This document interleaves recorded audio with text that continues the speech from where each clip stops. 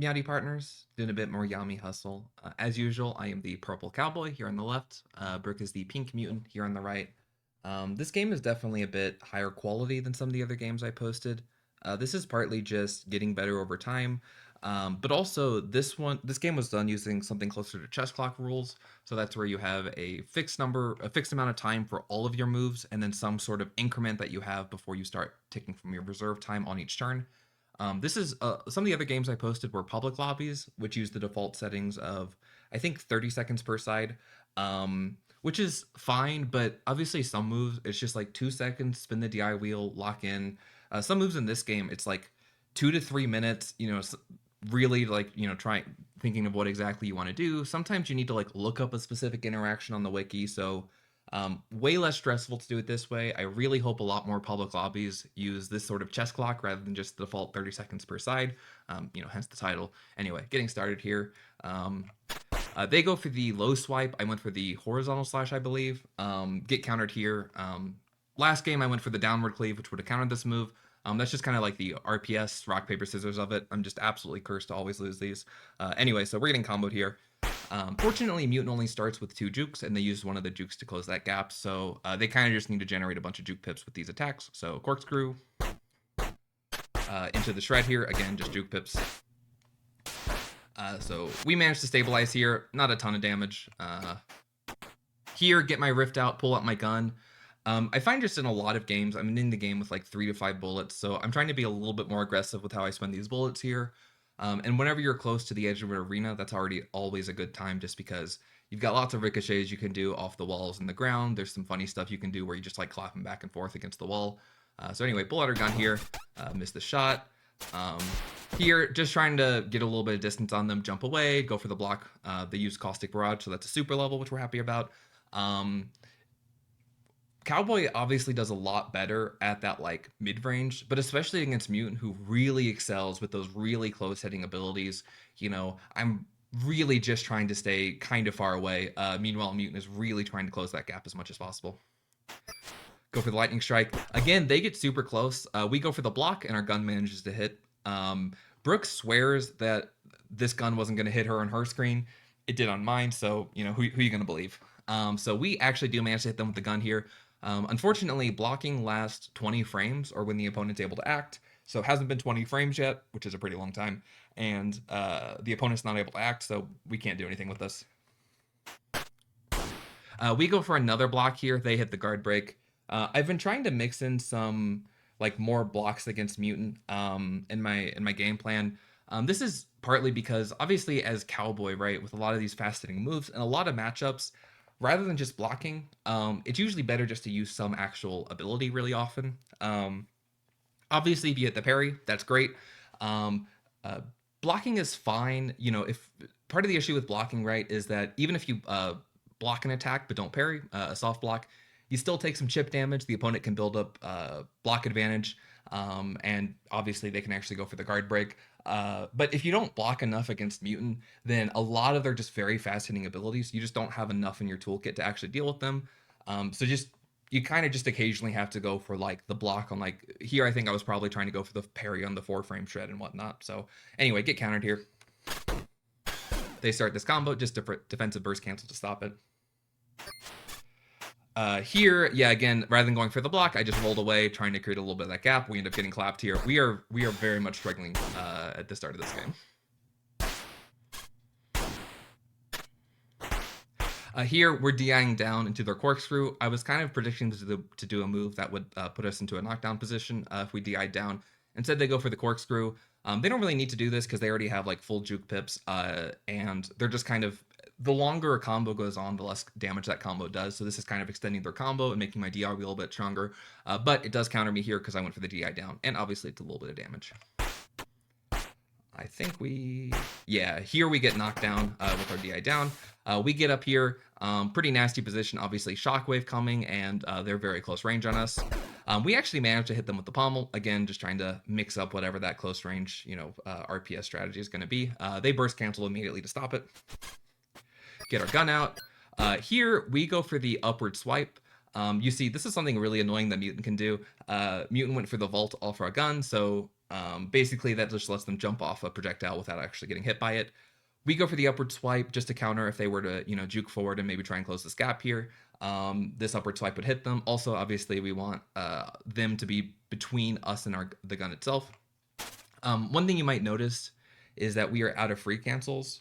So if you basically, when you go for certain attacks, you can consume a free cancel charge, one of your 2 free cancel charges, to set a flag. That basically makes it where if your opponent is able to act while you're doing your attack animation, then you are also able to act. So this basically is a way to make it where if you were to go for a really slow hitting move, you could get punished really badly. Obviously, if you spend a free cancel, it kind of prevents you from getting punished. Now, as cowboy, generally speaking, you don't need to free cancel a good number of your moves.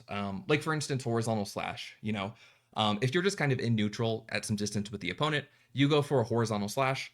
That is obviously hits within 6 frames, which is pretty good. But also, it's actionable after 16 frames. This means that if your opponent goes for a 10 frame wait or like a 10 frame short hop, so that's a jump to like the little green line, then they only have like 6 frames to actually close that gap and hit you. Against basically anybody, this isn't really possible. Against mutant, it's very possible that they can juke in and get something on you. Similarly, if they go for a forward full hop, which is 12 frames, again, so 16 frames of your horizontal slash recovery, 12 frames of their full hop, right? That means they have 4 frames to actually hit you. Against, again, most enemies, even though they manage the full hop will probably get them really close to you, they probably aren't going to have a move that'll actually hit you. Meanwhile, obviously Mutant has the 4 frame shred, which means they can actually combo out of that. And that's just true with a lot of stuff. So as Cowboy, you really burn through these free cancels against Mutant pretty fast. Something very nasty. So here we're just fully out of free cancels, which is a very dangerous position to be in. Here, yeah, just get our 1,000 cuts developed, throw a gun, break that down. Here, so lots happening here. We go for the shockwave, which I think is 21 frames, something like that. We don't have any free cancels for it. So you can spend a super bar to basically get an extra free cancel charge for an attack. But here we go for the lightning strike. We don't free cancel it. They jump forward, and so if we don't do something here, they will absolutely be able to hit an attack. Here we go for the whiff cancel. So that is 3/4 of our burst meter. But it means that you can do certain melee attacks. So here we do a flipped downward cleave. So against basically all their moves, downward cleave would get us away and a little bit up. And against a lot of their moves that kind of came down here like this, we'd actually be able to return the combo on them. They go for the vault here. So they actually do manage to hit us, but because they went for a vault, there's not a lot of hits done, and they just kind of jump up and away from us. So that was one of the moves that actually works. Obviously, it's very agile. But it does mean they're not going to be able to combo out of this. But because they do hit us and we had our 1,000 cuts out, we just lose our 1,000 cuts. So unhappy about that. But if we didn't whiff cancel, they could have gotten a lot of combo damage on us. And then they go right into the combo anyway. So not happy. But fortunately, they're basically completely out of juke pips. So not so much that they can do here. So here they just go for the howl, generate those juke pips. Again, lots of bullets here. I'm not dying with 5 bullets in the chamber. There's nothing sadder than that. So get our foresight rift out, pull out our gun. Here they're going to be doing some very weird movement. As I mentioned before, when you're up against the wall, you just have so many options as cowboy. I've got my rift here I can ricochet off of. I've got this wall. I got the ground too. So like here they just went like a jump forward and then an immediate jump down. There's just a lot of bullet trajectories they have to think through and try and avoid. So first bullet went down, misses. Next bullet goes at the rift, and we're gonna ricochet it close to them. This bullet we have going towards the ground, and we're setting this up so it can ricochet to the rift. They go for a hit here. We managed to hit the backslash. Again, very nice anti-aerial move.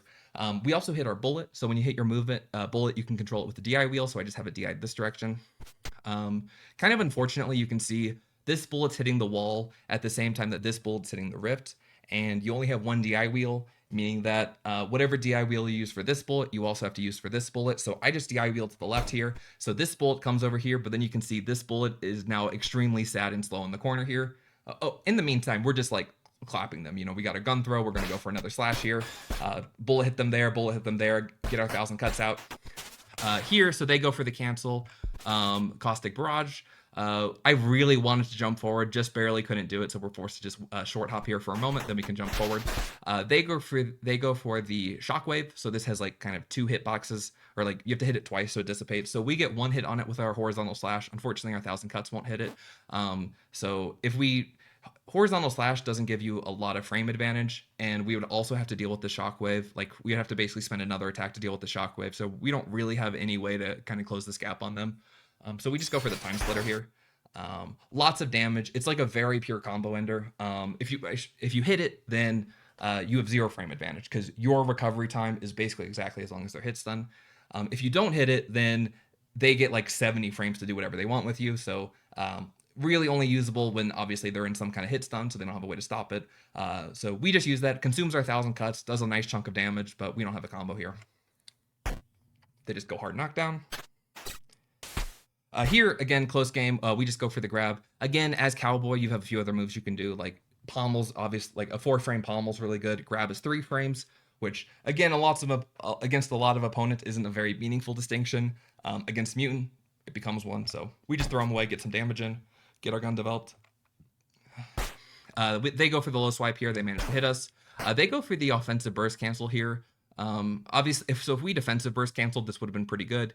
With this offensive burst cancel, if they went for a parry on it, like if they were predicting us to defensive burst cancel, so they tried to go for the block parry, they would just basically lose their combo. With this offensive burst cancel, at the very least, they can still combo with this. Here we go for the defensive burst cancel. They go for an attack, don't connect. So obviously, like if we did this while they were close in range, it would knock them back and we'd get a frame advantage. Here, because they went for the attack, we're still fine. Just jump away, back to neutral. Here, again, both very close range, and this is what I was talking about before. I go for my the block on that shred, managed to get the parry, so we're happy about this. Start the combo, get our 1,000 cuts developed. Just kind of juggling them with the lightning strike here. Right here is interesting position, so they're very low health. So we can always go for if we hit the time splitter, we win, right? So I think time splitter comes out after 6 frames. So if they were to try and go for a lot of different attacks on us, obviously if they hit us, it's extremely good. That'll very much just win them the game. But if we go for the time splitter, we could just kill them, right? So they have to be very careful about what they do. Here they actually end up going for the backwards jump. I'm actually kind of predicting them to go for a forwards jump here to avoid the time splitter, so they can still kind of apply a little bit of pressure. Here they're playing extremely safe, go for the backwards jump, so my last will miss. We're really just trying to close this gap. I think this time splitter is at like, it's got very few frames left. I don't remember. It's like 30 frames or something. It's very close to expiring. Here, so just dashing forward. They go for a low swipe, and we actually managed to hit the time splitter. So that'll be it. And just really quickly, the full game at a faster speed with no commentary.